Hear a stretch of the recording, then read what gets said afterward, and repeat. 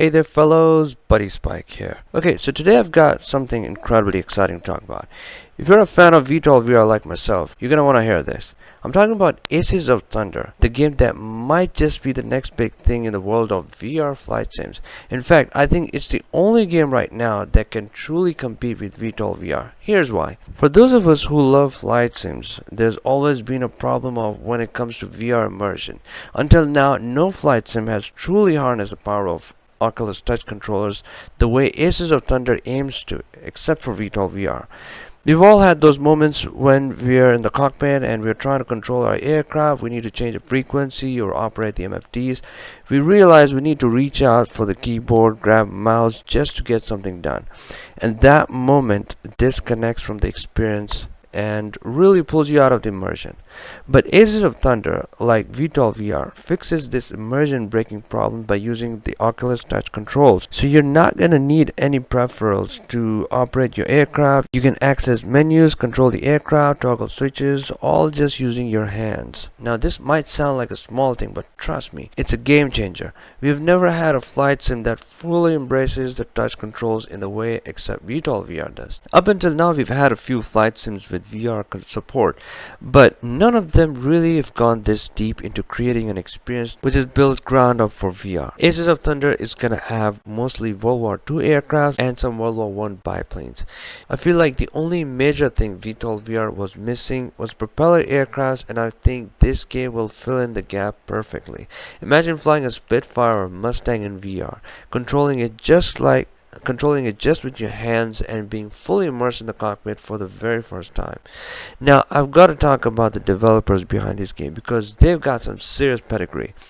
Guys in Entertainment is the team responsible for Aces of Thunder, and these are the same folks who brought us War Thunder, which is a game which we all love and we are all familiar with. War Thunder is already a fantastic game and it's got VR support, but it still relies on traditional controls. You still need to use a HUD setup or at a very least keyboard and mouse to fully operate the aircraft.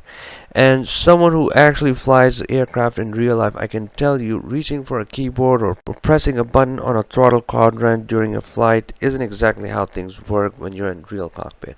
In real life, everything is within reach, every switch, every dial, every lever, and that's the level of immersion that Aces of Thunder is aiming for.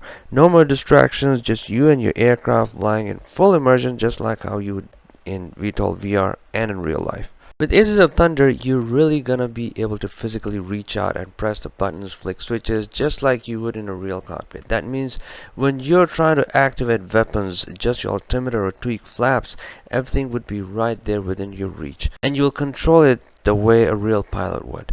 Now, here's the thing that gets me more exciting. Aces of Thunder is going to give us a chance to do formation flights with the World War II aircrafts. And you guys know I love formation flying. Just think about it. You and a couple of buddies flying in perfect formation, working together to complete the missions, or just experiencing the beauty of flight in synchronization. I've done quite a bit of formation flying in VR, and I can tell you my best experience so far has been in VTOL VR. Just because of that immersion factor, ergonomics, using touch controls that other flight sims cannot provide. Whether you're flying World War II bombers or fighters, the thrill of staying in formation, working together as a squadron is gonna be a massive part of the experience.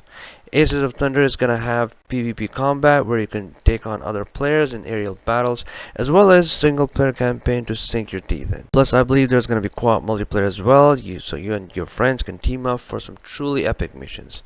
If you're wondering how this compares to VTOL VR, well, there's this thing. VTOL VR is an incredible game. It's fast-paced, action-packed, and the fact that it's tailored for VR is what makes it stand out. But it's not a sim that gives you the feel of flying a propeller-driven aircraft, which is what so many of us in the flight sim community have been waiting for.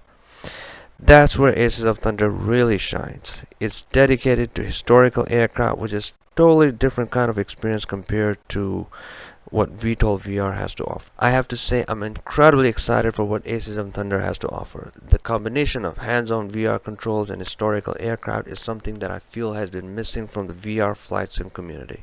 While VTOL VR is amazing in its own right, Aces of Thunder is going to be the game that adds the missing piece. Propeller-driven aircraft and true immersion using only your hands.